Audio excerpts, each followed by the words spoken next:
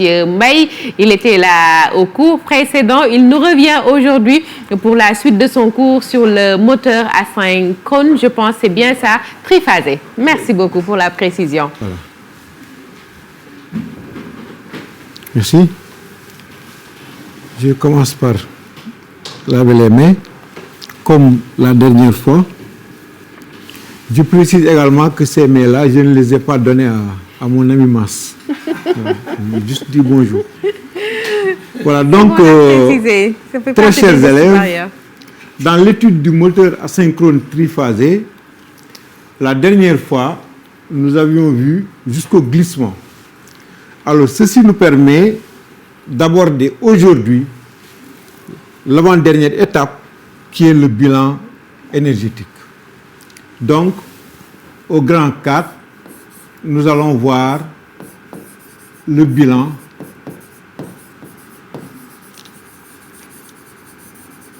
énergétique. Alors, soit dit en passant, même si la machine est un instrument de transformation d'énergie, je peux tantôt parler d'énergie, tantôt de puissance, les deux éléments étant liés par le temps. Donc, le bilan énergétique se fera avec les puissances. Histoire de dire, puisque la machine est là,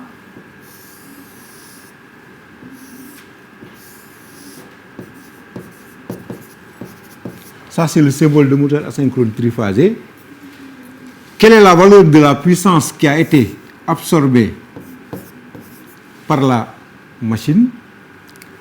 De cette puissance-là, il faut enlever l'ensemble des pertes et pouvoir calculer la puissance utile, c'est-à-dire celle qui est restituée à la sortie de la machine. Donc, c'est un exercice que l'on aborde à chaque fois qu'on étudie une machine. Donc, nous allons ici mettre un petit schéma que nous allons comprendre et bien comprendre. Alors, cette première partie va représenter le stator. Cette deuxième partie, le rotor.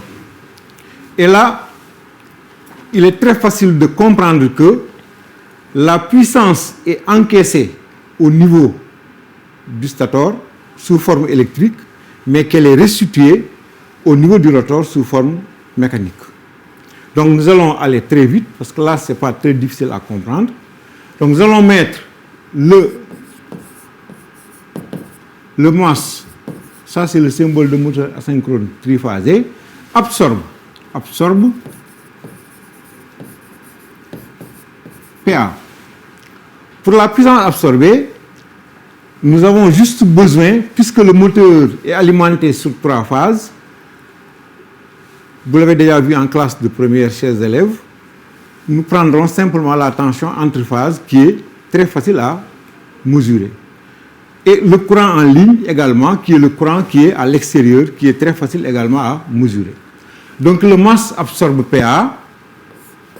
PA est égal à U fois I fois racine de 3 fois cos phi. Racine de 3 est une valeur que l'on peut déterminer.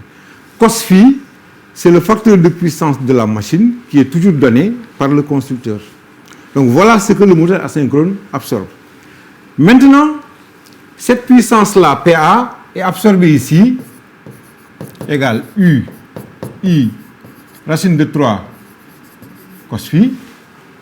Alors, avant que cette puissance ne passe du stator au rotor, le stator va avoir des pertes. Et les pertes ont toujours la même structure, tout le monde le sait. Il y a ce qu'on appelle les pertes Joule, dues à la présence des résistances indésirables dans les circuits, et les pertes fer qui sont dues à ce qu'on appelle les phénomènes d'hystérésis et de courant de Foucault. Donc, c'est toujours les mêmes pertes. Alors, ici, donc, nous allons mentionner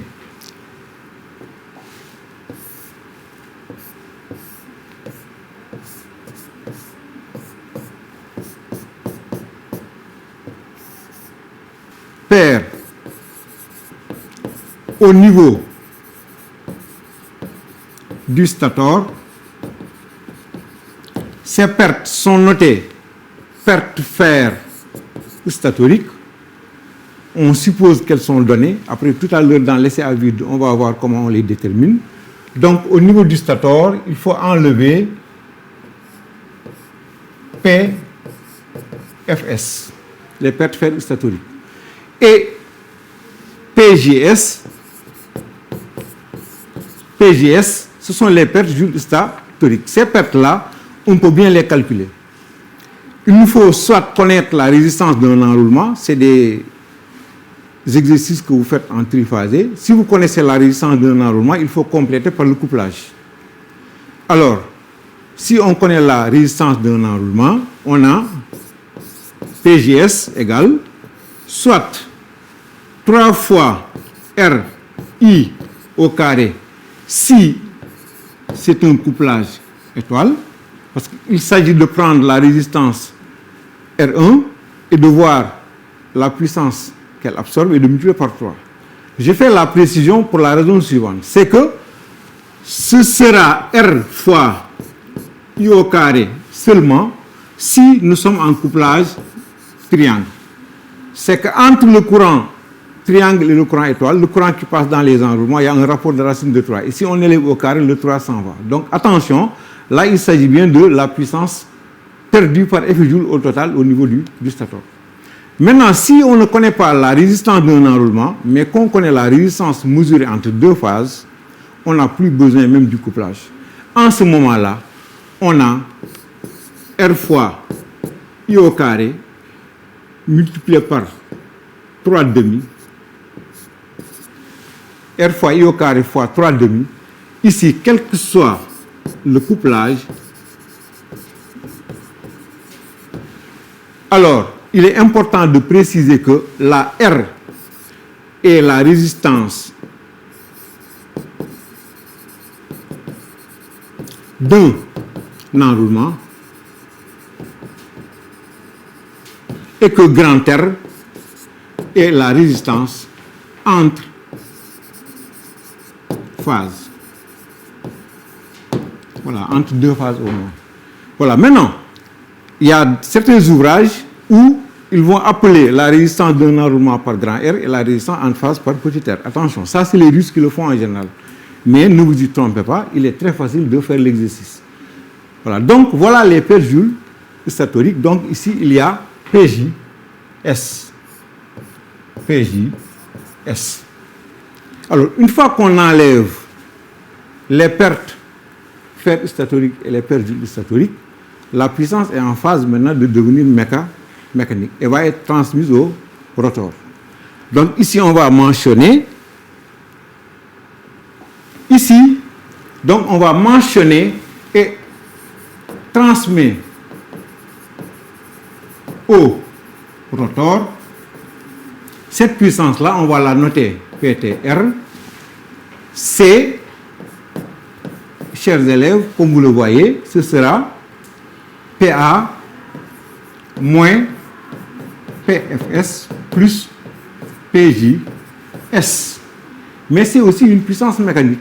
Et une puissance mécanique s'exprime en fonction d'un couple de transmission et d'une vitesse angulaire. Alors donc, ce PTR-là est aussi égal à CTR fois oméga S. Voilà, donc ici, on peut mentionner, attention pour les couples aussi, CTR, couple transmis.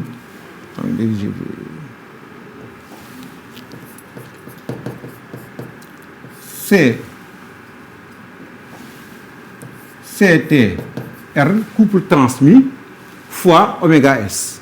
Donc ici, attention pour les couples, il y a certains qui le notent C comme couple, mais il y a d'autres qui notent T.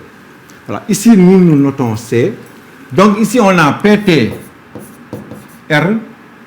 égale à CTR fois oméga S. Voilà la puissance que le stator cherche à donner au rotor.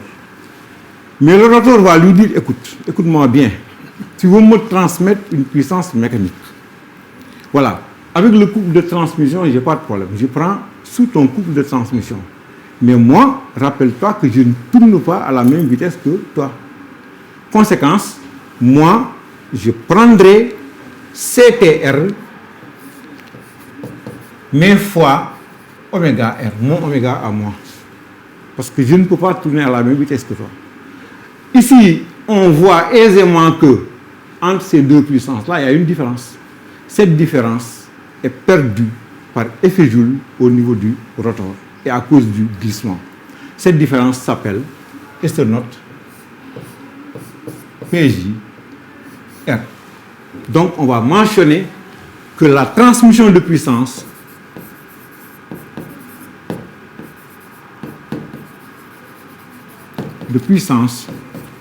se fait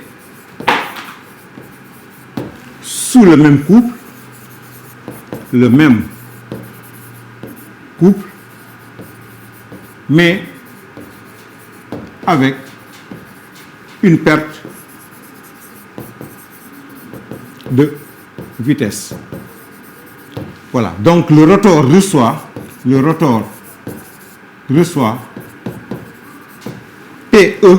Cette puissance, on va la noter PE, parce que c'est la part de la puissance qui était initialement électrique et qui est effectivement devenue mécanique. Donc PE égale à CTR fois oméga R. La différence entre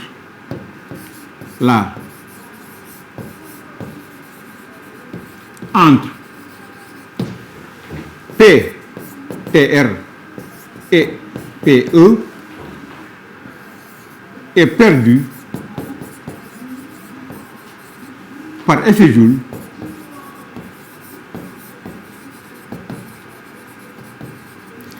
au niveau du rotor. Voilà donc ce qu'il faut retenir. Alors, on a presque fini, mais on peut donner une expression beaucoup plus facile à manipuler de PJS. Regardez bien. On a PJR égale à PTR moins PE. Je peux remplacer chacune de ces deux puissances par son expression pour avoir CTR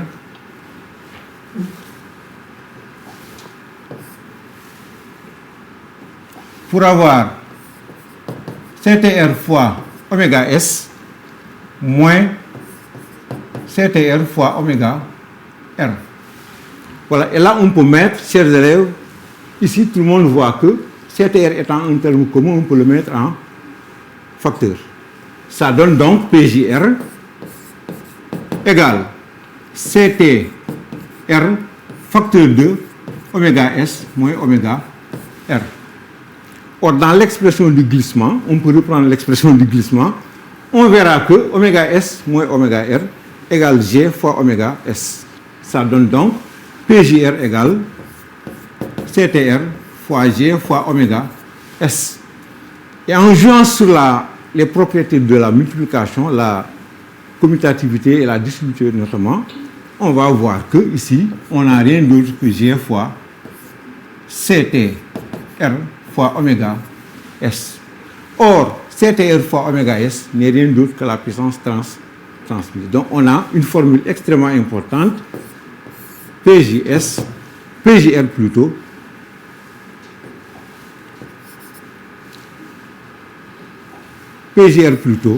égale à G fois PTR. Voilà. Maintenant, la puissance est devenue effectivement mécanique. Il nous faut simplement enlever les pertes mécaniques qui n'existent que dans les machines tournantes pour avoir la puissance utile. Donc ici, si de PE, ça c'était PE égale, si de PE maintenant on note les pertes mécaniques, on obtient la puissance utile. Donc ici on va mentionner pour terminer, de PE, il faut ôter les pertes mécaniques PM pour avoir PU égale cette fois-ci à CU fois oméga R. Et là, c'est important de voir que de là à là, le couple va changer de valeur. La différence entre les deux couples, c'est une question qui au bac peut vous donner un point. Cette différence-là s'appelle couple de perte. Maintenant, on a l'expression vraiment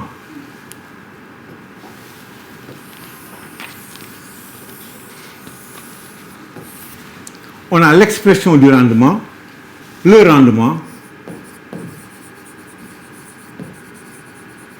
qui est l'objectif de toute étude de bilan énergétique. Le rendement neta est égal à PU sur PA. Là, nous avons fait PA moins somme des pertes sur PA.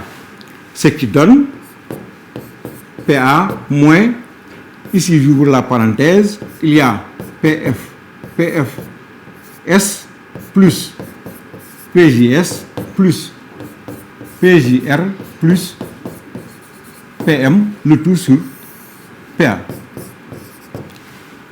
Ce que je peux réécrire sous une autre forme, en considérant que PA moins PFS et PJS donnent P transmise, je peux écrire que le rendement est égal à PTR. En ce moment, je n'enlève que PJR et PM pour avoir PU sur PA. Si je prends à partir de la puissance électromagnétique, j'aurai simplement PE moins PM sur PA. Voilà donc le rendement qui est inévitablement calculé dans tous les exercices que vous rencontrerez sur le moteur asynchrone. Nous allons terminer par une toute petite précision. La prochaine fois, on pourrait éventuellement aborder l'étude à vide. Ici, il y a quelques questions qui peuvent venir dans les exercices. Le rotor, on avait dit que s'il est en court-circuit, il n'y avait pas de possibilité de le faire traverser par un courant. Mais retenez que le rotor est traversé par ce qu'on appelle des courants induits. Alors ces courants-là ont une fréquence, la fréquence des courants rotoriques. Donc on le met en annexe, en nota, si vous voulez, ou bien sous forme de complément. Fréquence des courants rotoriques, si on vous pose la question, ce sont les courants induits qui traversent le rotor. Fréquence des courants induits, c'est F des courants induits qu'on appelle courant rotorique. Courant rotorique, c'est l'appellation la plus courante d'ailleurs. C'est FR égale au glissement G fois la fréquence durée du réseau. Dernier élément, ici, on peut toujours aussi vous demander le rendement du rotor. Parce que le rotor, on lui donne PTR, mais il ne prend que PE. Donc le rapport de PE à PTR s'appelle le rendement du rotor. Rendement du rotor, on peut le mentionner ici. Rendement du rotor, à ne pas confondre avec le rendement de la machine, ce sera noté neta, cette lettre de l'alphabet grec, neta R. Quand vous voyez le R, c'est le rendement du rotor, égal à PE sur PTR. On démontre sans aucune difficulté qu'on l'obtient en faisant 1 moins le glissement G. Voilà, donc vous avez déjà une bonne base, peut-être, même si de vous-même vous consultez les ouvrages pour compléter par l'étude à vide, vous pourrez traiter les exercices du bac. Simplement ajouter que quand le moteur va entraîner une charge, cette charge va lui opposer ce qu'on appelle un couple résistant. Et qu'au point de fonctionnement, il faudra réaliser la relation couple utile égale couple résistant pour que le moteur fonctionne normalement. Là, on pourrait le voir dans un exercice. de façon très pratique. Et là, vraiment, vous avez une bonne base et vous pourrez compléter vos informations en consultant des ouvrages d'électrotechnique. Ce n'est pas simple parce que c'est à peu près le quart du programme. C'est magnifique. Bon, mais vous avez déjà une bonne base, chers élèves, et je pense que vous continuerez les recherches à l'année. Merci. Merci beaucoup, Monsieur Mbaye. En tout cas, mille merci. Je pense qu'on imagine les fiches des élèves sont très, très claires, partant de ce que vous avez présenté aujourd'hui. En tout cas, merci pour l'expérience, merci pour la sagesse, merci pour la douceur dans la transmission. Je tenais à vous le dire. Merci beaucoup. Merci infiniment. Merci beaucoup. Je félicite et je souhaite que ça aille de l'avant, quoi. De toute façon, j'ai presque divorcé avec les classes, mais je ne peux pas manquer d'intervenir. Ce genre de résumé, j'ai des collègues qui sont excellents, vraiment, mais peut-être avec plus de 30 ans d'expérience, on peut sortir l'essentiel et le proposer aux élèves et leur permettre, en cas de reprise, d'aller vite. Merci pour cette belle synthèse, c'est magnifique. Merci beaucoup. Merci, proviseur. Fier Merci de vous. Infiniment. Merci beaucoup, docteur Massamba. Mais il ne vous a pas encore dit, il est le proviseur de quel lycée? Ah, c'est bon à préciser.